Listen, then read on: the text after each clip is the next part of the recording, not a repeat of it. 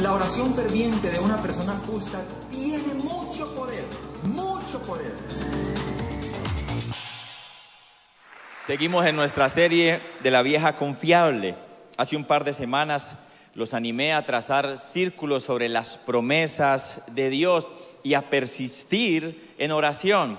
En la noche con el Espíritu Santo el martes enseñé acerca de persistir en la adoración. Son dos armas espirituales muy poderosas. Cuando persistimos en la oración, lo que estamos es clamando a Dios sin desmayar que Dios haga algo. Cuando persistimos en la adoración, lo que estamos es levantando nuestras manos, alabando al Señor por lo que está haciendo o está hecho. Hay muchas promesas de Dios que ya hecho está y simplemente adoramos esperando su manifestación. Hoy quiero enseñarles a seguir trazando círculos sobre las promesas de Dios, pero sin dar vueltas. A trazar círculos sin caminar en círculos. Josué capítulo 5 versículo 13 empieza diciendo: cuando Josué estaba cerca de la ciudad de Jericó. Los contextualizo un poquito. Moisés había liberado a través del poder de Dios el pueblo de Egipto, pero ahora Josué tenía que llevarlos a la tierra prometida. Su primera tarea era cruzar el Jordán. Ya habían cruzado el Jordán y luego de cruzar el Jordán tenían que conquistar la primera ciudad. Y la primera ciudad era una fortaleza total. Se llamaba Jericó. Y esa ciudad era un poder militar impresionante. Muros de 8 metros de alto y de 4 metros de ancho. Yo creo que cuando estaban frente a Jericó pudieron entender por qué los 10 espías querían volver a Egipto llenos de miedo. Porque realmente Jericó era una ciudad que producía asombro por todo lo que era, pero miedo porque era impenetrable, era invencible. Además, el pueblo de Israel nunca había tenido un reto como este, pero tenían una promesa. Dios le había dicho a Josué: te prometo a ti lo mismo que a Moisés. Todo lugar que pise la planta de tus pies te lo daré. Nadie podrá hacerte frente todos los días de tu vida. Como estuve con Moisés, estaré contigo. Y puede ser que muchos de nosotros tenemos retos de esos. Cosas que nos quitan el sueño, cosas que nos roban la paz, que creemos que son invencibles o imposibles. O que estemos viviendo una situación de país así. Pero también tenemos promesas de Dios. Retomemos Josué 5 versículo 13 al 15. Cuando Josué estaba cerca de la ciudad de Jericó, miró hacia arriba y vio un hombre parado frente a él con una espada en la mano. Josué se le acercó y le preguntó: qué atrevido, ¿no? ¿Cómo ves un hombre con una espada en la mano y te acercas para hacerle una pregunta? Y mira lo que le preguntó: ¿eres amigo o enemigo? Versículo 14, ninguno de los dos contestó: soy el comandante del ejército del Señor. Mire, le estaba diciendo: mire, yo no soy de ninguno de los dos ejércitos que con sus ojos naturales usted puede ver. Yo soy de un ejército mayor y más poderoso que usted no puede ver. Y soy el comandante de ese ejército del cielo. Y a veces muchos podemos pensar que la situación que estamos viviendo en el país solo tiene dos opciones. Pero hay muchas cosas que no estamos viendo y no necesariamente son solo dos opciones.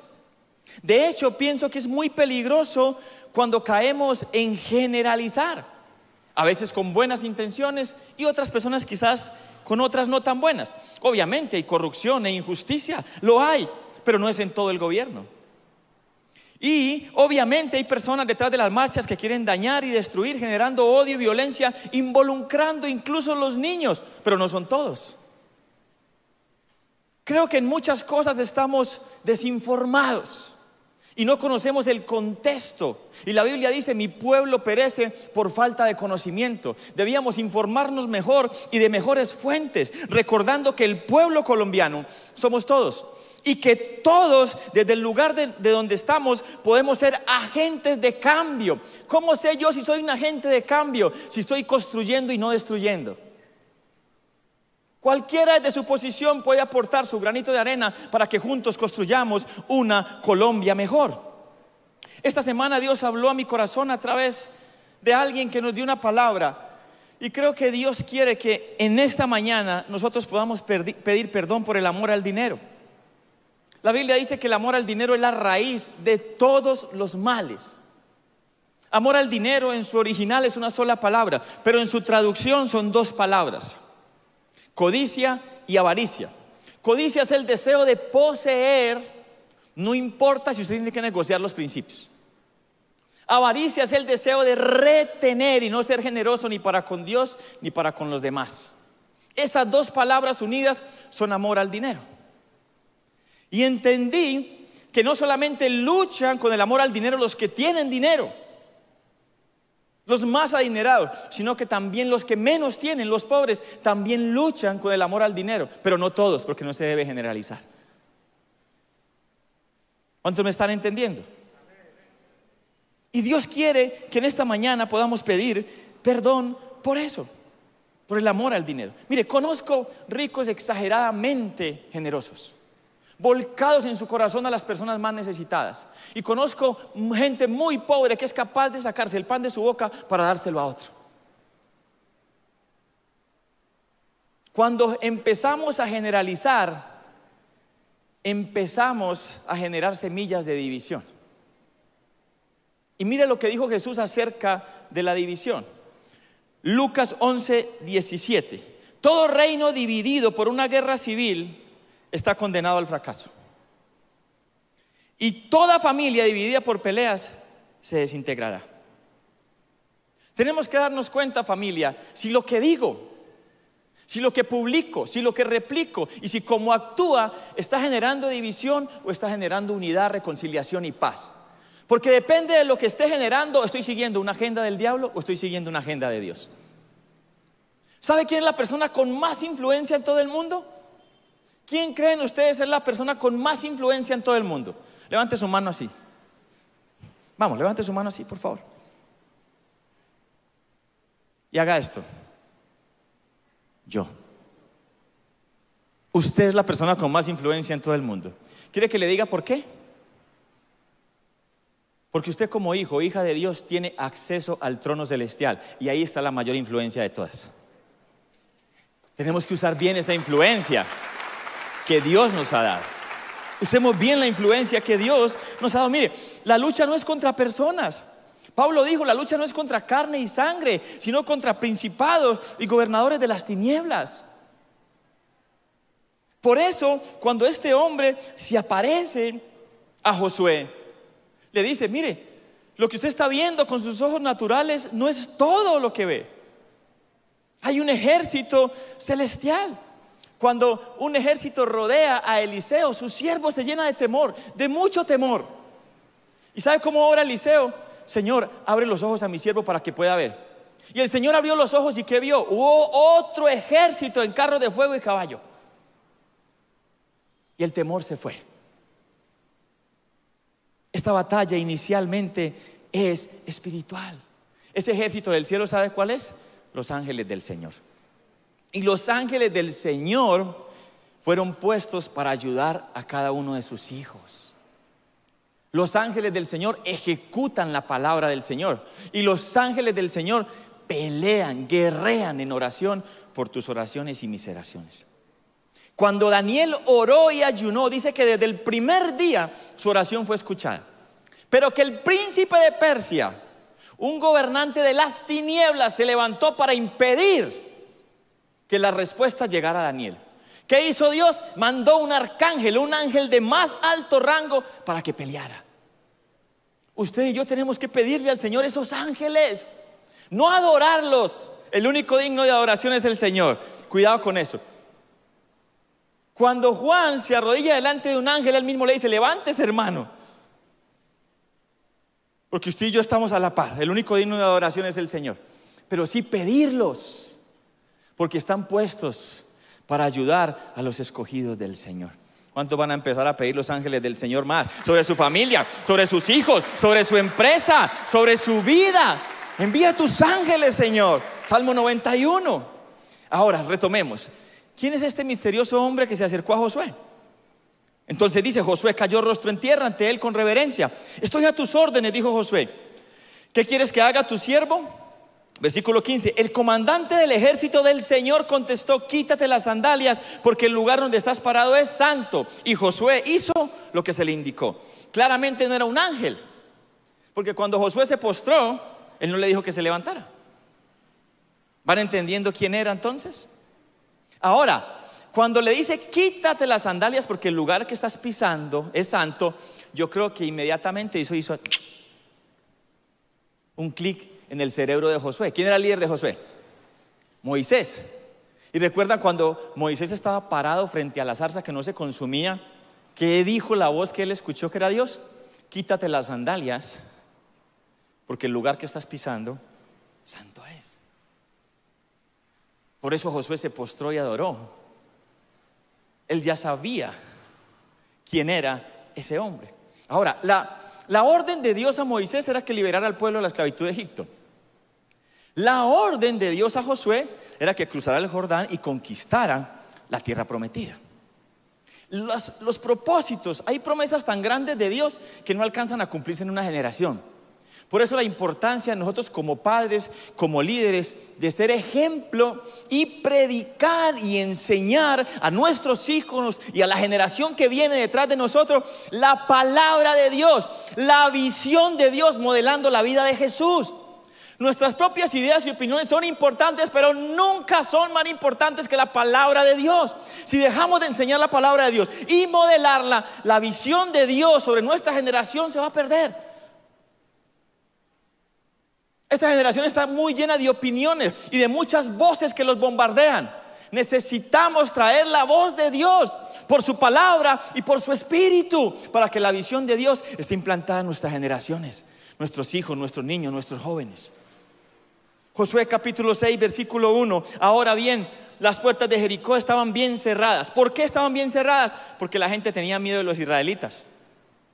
A nadie se le permitía entrar ni salir. ¿No le parece esto curioso? Josué y todo su ejército están así viendo Jericó llenos de miedo, pero los que están dentro de las murallas tienen más miedo de ellos. A veces nosotros vemos tantas cosas difíciles que suceden y tenemos miedo. Tenemos miedo de lo que está haciendo el diablo, cuando el diablo tiene más miedo del poder que hay en cada hijo de Dios que tiene influencia sobre el trono de Dios. Nada es más poderoso que la presencia de Dios, y tú la tienes. Tú tienes al Espíritu Santo de Dios. Versículo 2, pero el Señor le dijo a Josué. ¿Quién le dijo? Entonces, ¿quién era este hombre? Jesús. El Señor le dijo a Josué: te he entregado, diga conmigo, tiempo pasado. Él no le dijo te voy a entregar. Te he entregado. Hecho está. Hay promesas que hecho están. Solo es que lo que Dios nos diga obedezcamos para verla cumplida. Te he entregado Jericó, su rey y todos sus guerreros fuertes. Ahora, de ahí vino la parte difícil. Qué rico es cuando uno escucha una promesa. Ya, es tuyo, ¿sí o no? Eso que estás pidiendo, esas deudas, ese dinero, esa familia, esa restauración, esa salud, hecho está. Pero ahora Dios le dice no, y la estrategia es esta: 7 días, los 6 primeros días una vuelta a todo Jericó, y el 7º día 7 vueltas, o sea 13. ¿Sabe lo que es esa orden para un general? Y enseguida para comunicarla a todo su ejército. Miren, no hay estrategia de batalla, solo que le demos vueltecitas a Jericó. Es ilógico, es loco. Y seguro muchos de ellos: no, qué ridículo, qué oso vamos a hacer, qué van a pensar los que están arriba de las murallas, miran estos locos. Pero ellos no sabían que ellos tenían más miedo. Las órdenes de Dios, por locas, por ilógicas y por ridículas que a muchos le parezcan, si usted y yo caminamos en obediencia, es los que derriban murallas y nos permiten avanzar. Esa orden loca hizo que una promesa de 400 años atrás se cumpliera, porque las promesas de Dios no tienen fecha de expiración. Denle un fuerte aplauso al Señor.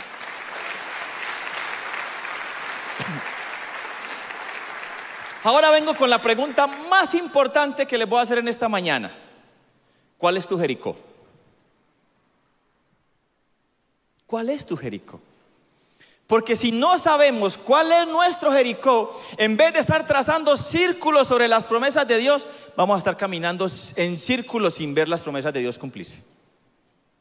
Es lo más importante que tienes que entender en esta mañana. ¿Cuál es tu Jericó? Es decir, ¿cuál es aquello sobre lo cual Dios nos ha llamado a persistir en oración? ¿Cuáles son las promesas que Dios quiere que reclamemos? Los milagros donde Dios quiere que pongamos nuestra fe y los sueños que Él quiere que persigamos. Mire, haga todos los círculos que quiera. Haga si quiere la imagen de los olímpicos, un círculo, otro círculo, familia, hijos, laboral, ministerial, material, emocional, físico. Y ponga sobre esos círculos las promesas de Dios y ore y adore sin desmayar.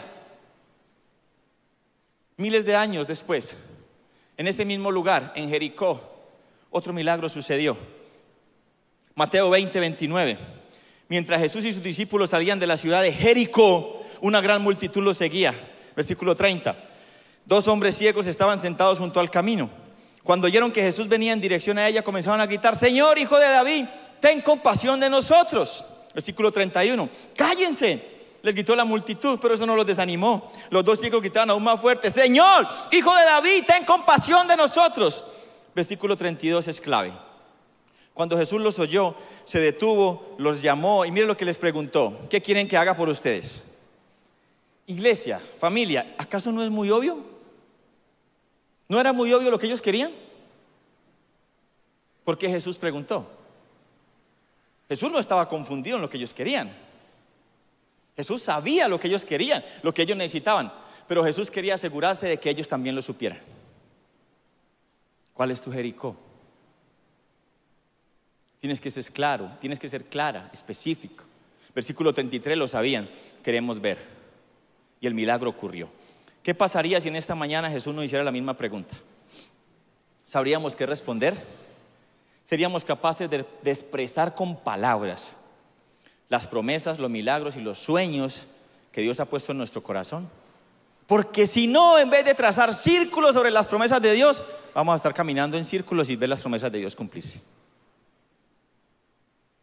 A veces nuestras oraciones son tan imprecisas que no nos damos cuenta si Dios está respondiendo o no. No es solo orar, sino orar estratégicamente, guiados por Dios. Durante la Segunda Guerra Mundial, cuando los aliados trataban de desbancar la artillería alemana, enviaron paracaidistas y enviaron muñecos de goma en otros aviones. Y todos los alemanes empezaron a disparar a los muñecos de goma, mientras los verdaderos paracaidistas caían por otro lado. Y muchas veces nuestras oraciones están disparando muñecos de goma, distraídos. Esto me ha confrontado a mí muchísimo, porque yo sé que si Dios en algunas áreas me preguntara lo que quiero, yo no sabía cómo responder. Y es más delicado de lo que pienso, familia. ¿Sabe por qué? ¿Cuál es la definición de fe bíblica? La fe es la certeza de lo que ¿qué? Pero si yo no sé lo que espero, entonces ¿dónde está mi fe? Muñecos de goma. Ahora, dice el mismo Hebreos 11 que sin fe es imposible. No dice difícil, no dice complicado, dice imposible agradar a Dios. Cuando recibí del Señor hacer esta serie, lo primero que comprendí es cuán mediocre estaba haciendo en mi vida de oración. Y creía que era buena. Y en mi vida de adoración, y creía que era buena. Y dije, soy el primero que necesito esa serie. Y lo que estoy recibiendo del Señor es que no paremos hasta que podamos generar una cultura de oración y adoración sin desmayar. ¿Por qué? ¿Qué es lo primero que nos enseñan cuando llegamos al Señor? A eso. Pero muchas veces lo más obvio es lo primero que obviamos. Y necesitamos estarnos recordándolo. Porque la oración no solamente es el viejo secreto, es el presente secreto y será siempre el nuevo secreto. Mueve la mano del Señor, mueve el poder del Señor. Entonces quiero animarles a orar y adorar sin desmayar. Pero también quiero animarles a que pongan sus peticiones, sus sueños en una cartelera, que los peguen en un imán en la nevera, que tengan un cuaderno devocional donde lo escriba, y si les gusta pintar, dibuje. Usted sabe cómo es su relación con Dios y cómo Dios le habla. Pero si no lo hacemos de una forma intencional, muchas veces ni nos vamos a dar cuenta de cómo Dios responde. No vamos a levantar las manos, dar gracias y dar gloria a Dios. David dijo: Señor, que nunca olvide ninguno de tus beneficios. Yo desde que conozco al Señor he hecho carteleras de los sueños, pero antes las hacía mal. Yo antes decía, aquí está mi cartelera, 10 sueños, y pensaba que Dios era la lámpara de Aladín. Lo frotaba y cumple los sueños, Señor. Como dándole una orden a Dios que cumpliera mis sueños. Dios mío, por su misericordia no fui consumido. Pero ahora le digo, Señor, sí, aquí están mis sueños. Él es mi papá, yo le puedo decir todos mis sueños. Pero Señor, ¿cuáles son los que tú tienes? Porque si mis sueños están alineados con tus sueños, entonces es garantía de que se van a cumplir. Si no, pues ¿qué sentido tiene? Y al hacer eso, he visto que mi promedio de bateo en la oración ha aumentado. He visto más sueños cumplidos, más oraciones respondidas, porque he sido más específico. Pero aún falta. ¿Cuál es tu Jericó? ¿Sabes con certeza? La pregunta más importante de esta mañana. Ahora, permítanme decir esto no para desanimarlo, sino para entender algo. Va a ser difícil que conozcamos la voluntad de Dios el 100%. ¿Por qué? Porque Dios es soberano. Y en su soberanía muchas veces va a obrar de maneras que nosotros no entendemos. O va a permitir cosas que para nosotros no debieron pasar. Pero eso no debería menguar nuestro nivel de oración y de adoración, sino incrementarlo. ¿Por qué? Porque podemos confiar en su amor y en su bondad. Y porque a pesar de que no haga lo que queremos, Dios sigue siendo todopoderoso. Ni siquiera poderoso, todopoderoso. Iglesia, el problema no es que Dios pueda hacer algo. Siempre puede, cualquier cosa. El problema es que estemos alineados con su corazón. Pero a veces a plenitud no podemos comprenderlo. ¿Por qué? Isaías 55, 8 y 9 dice: mis pensamientos no se parecen en nada a sus pensamientos, dice el Señor, y mis caminos están muy por encima de lo que pudieran imaginarse. Versículo 9: pues así como son los cielos más altos que la tierra, mire la comparación, como son los cielos más altos que la tierra, así mis caminos están más altos y mis pensamientos están más altos que los de ustedes que están en la tierra. ¿Qué está diciendo? Mis planes, pensamientos, son mucho más altos que los de ustedes. Y mi forma de obrar, mi forma de ver la vida es mucho más alta que las de ustedes. Mis caminos. ¿Alguien sabe cuál es la distancia entre el cielo y la tierra? Entre todo el universo y la tierra. Tomé estos datos de un libro, pueden ser imprecisos, pero me van a servir para ilustrar lo que quiero enseñarles en esta mañana. El universo es tan grande que la medida, ¿cuál es la medida? Años luz. La luz viaja a 300.000 kilómetros por segundo. ¿A cuánto les gusta la velocidad? A ninguno. Bueno, pero 300.000 kilómetros por segundo es mucho. Es una velocidad tan grande que cuando uno hace así, haga conmigo así, chasquee los dedos. Vamos todos juntos, 1, 2. Mientras chasqueamos los dedos, la luz le dio la vuelta a nuestro planeta casi 7 veces.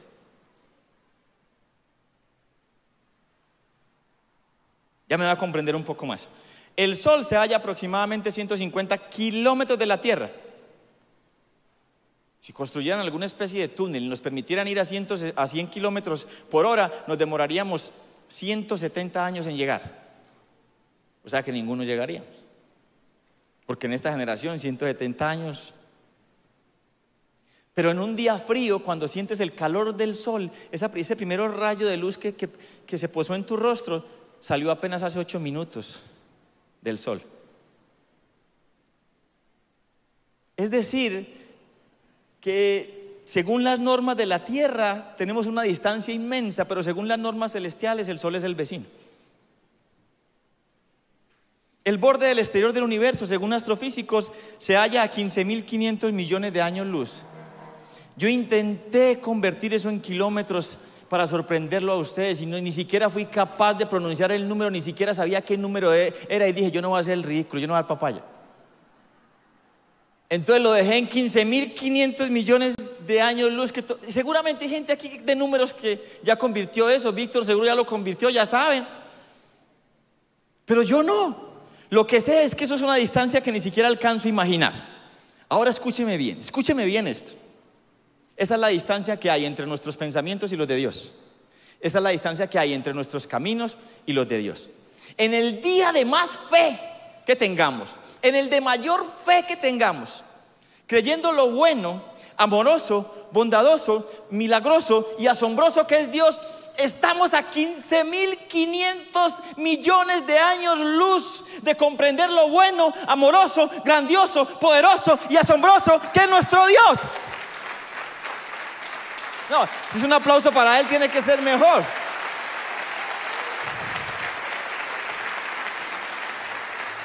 Por eso es que Efesios 3:20 dice: y ahora que toda la gloria sea para Dios, quien puede lograr mucho más, diga conmigo, mucho más de lo que pudiéramos pedir o incluso imaginar, mediante su poder que actúa en.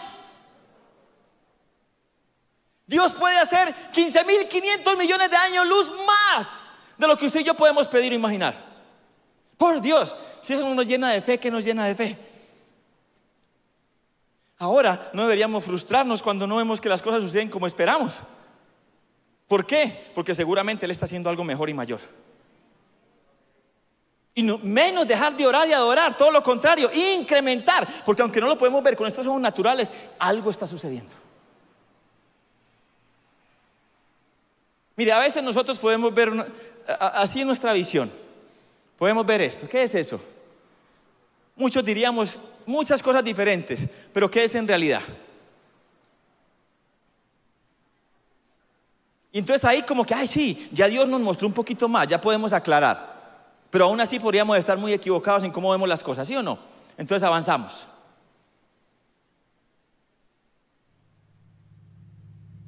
¿Cuántos desde el principio sabíamos que era eso?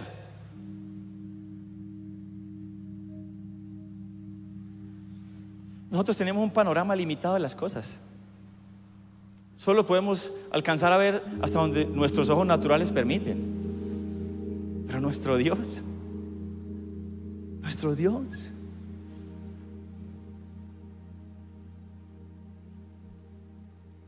entonces ¿qué hacemos cuando no vemos el panorama completo? Entonces ¿qué hacemos cuando no sabemos si es la voluntad de Dios o no por lo que estamos orando o estamos dudando? 3 cosas importantes. Número 1, nunca dejemos de orar. Si no estamos seguros, oremos a Dios como lo hizo Jesús en Getsemaní. Persistió en oración 3 horas. Padre, pasa de mí esta copa, pero no se haga mi voluntad sino la.